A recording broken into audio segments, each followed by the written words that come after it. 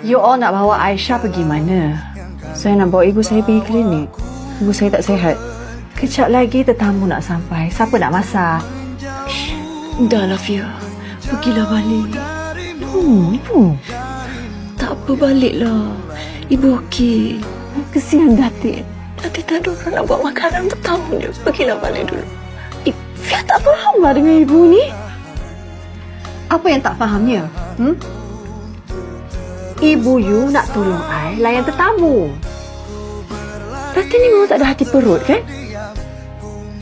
Dah lah busuk hati, perangai macam iblis. Sofia!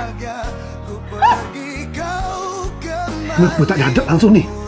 Hak Dato' nak lempar saya. Ibu saya pun tak pernah lempar saya.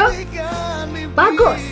Apa yang berlaku seterusnya terpulang kepada anda. Elevate, layari pautan di profil.